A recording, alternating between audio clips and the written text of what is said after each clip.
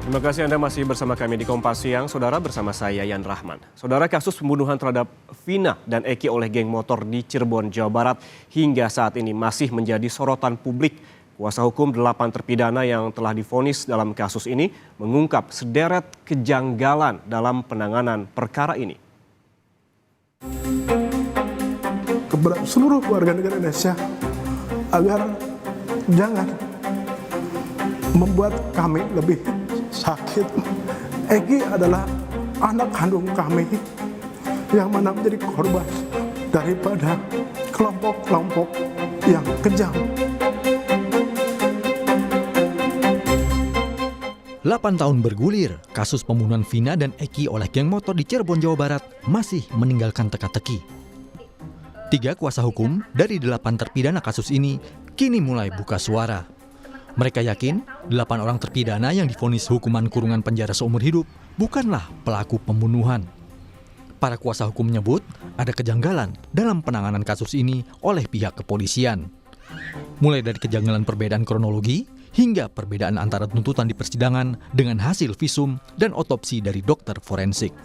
Kami semua punya keyakinan bukan terdakwa yang ada di dalamnya, bukan pelakunya. Ada salah tangkap atau gimana? Kalau kami yakin bukan pelakunya, silahkan dianalogikan sendiri, disimpulkan sendiri. Dari tuntutan dan hasil visum aja sudah sangat jauh berbeda.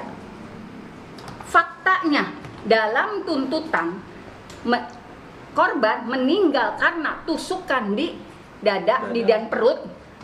Tetapi dari hasil visum maupun otopsi tidak ada luka akibat tusukan benda tajam.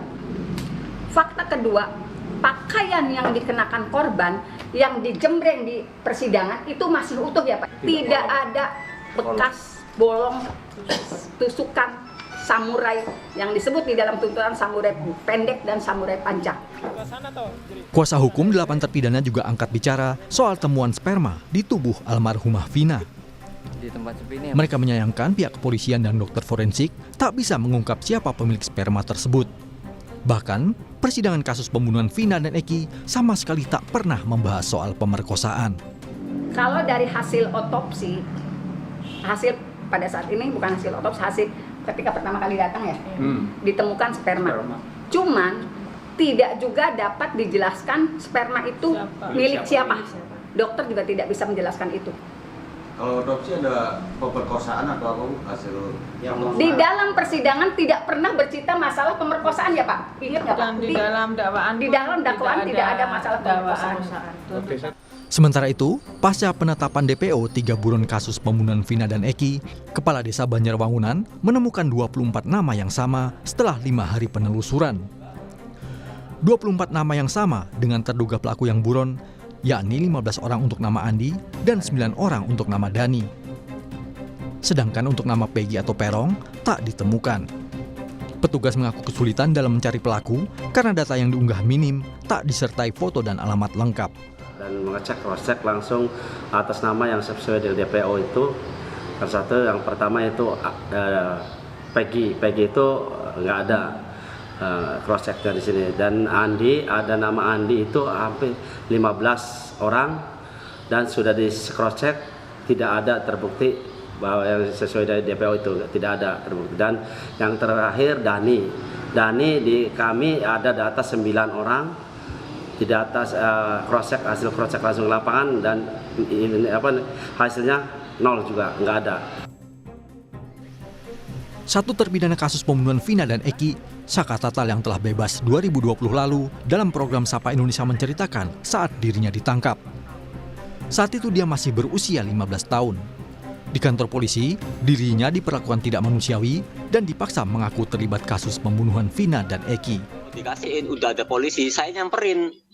Saya nyamperin, tiba-tiba langsung ditangkap tanpa penjelasan apapun. Langsung dibawa. Tanpa ada pemberitahuan apa kepada informasi kepada Saka? Nggak ada sama sekali. Lalu di kantor polisi apa yang ditanyakan kepada Saka? Langsung dibawa ke kantor polisi, entah ruangan apa itu, disatuin. Lalu Habis disatuin, ada kekerasan sedikit. Habis kekerasan ada juga yang dipisah. Sama dipukulin juga. Sebelumnya, ayah Eki, Ibtu Rudiana, menyatakan dirinya telah berusaha keras untuk mengungkap kasus ini. Saat ini, Barreskrim Polri telah memberikan petunjuk dan arahan pada Polda Jawa Barat demi tuntasnya kasus pembunuhan Vina dan Eki yang terjadi sejak 2016 silam. Tim Liputan, Kompas TV. Untuk mengetahui informasi selengkapnya, kita langsung tanyakan kepada jurnalis Kompas TV, Vida Alatas di Mapolda, Jawa Barat. Vida, selamat siang. Apakah sudah ada titik terang dari pencarian 3 pelaku pembunuhan Vina? Ya, selamat siang Yan dan juga saudara. Kalau dari pihak kepolisian Polda Jabar, utamanya pihak penyidik ini terus mendalami kasus ini, utamanya adalah terkait dugaan adanya 3 pelaku lainnya yang saat ini masih dalam status buron yang diduga terlibat dalam kasus pembunuhan dan juga dugaan ruda paksa Vina Cirebon yang terjadi 8 tahun lalu. Dan pada akhir minggu lalu, Yan dan juga saudara, kepolisian dari Polda Jawa Barat ini juga telah merilis identitas dari ketiga pelaku buron beserta dengan ciri-ciri fisiknya. Namun yang terus disebut-sebut oleh pihak kepolisian atau polisi terkait dengan tantangan atau mungkin kendala dari penyelidikan kasus ini adalah masalah terbatasnya data yang bisa kemudian ditelusuri oleh pihak kepolisian terkait ketiga buron tersebut. Karena memang, Yan dan juga saudara, berdasarkan keterangan dari pihak kepolisian, ketiga nama buron tersebut ini masih merupakan informasi yang samar. Pasalnya, ketiga nama ini ditetapkan oleh pihak kepolisian berdasarkan keterangan dari pelaku atau 8 tersangka yang saat itu diperiksa, yang ke-8 tersangka ini juga telah menjadi terpidana dari kasus pembunuhan dan juga dugaan ruda paksa Vina Cirebon ini, Yan dan juga saudara, pada 2017 lalu.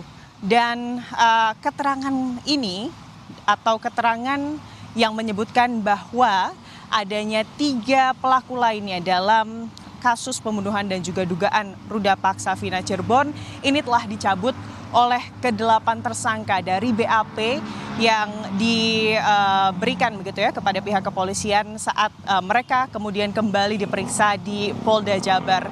Dan Ian dan juga saudara, kalau kita melihat semakin ke sini sebetulnya makin banyak pertanyaan dan juga teka-teki dari kasus Vina Cirebon, di mana ada sejumlah informasi dan juga fakta-fakta baru yang menyeruak begitu ya ke publik, di mana tadi juga sudah disebutkan fakta-fakta persidangan terkait adanya dugaan kejanggalan dalam persidangan dari kasus pembunuhan Vina Cirebon ini oleh kuasa hukum salah satu terpidana, lalu juga adanya dugaan salah tangkap yang dilakukan oleh pihak kepolisian yang dilayangkan oleh salah satu terpidana yang saat itu memang masih di bawah umur, Saka Tatal, yang saat ini atau sejak tahun 2020 lalu sudah dibebaskan begitu ya, Yan dan juga saudara.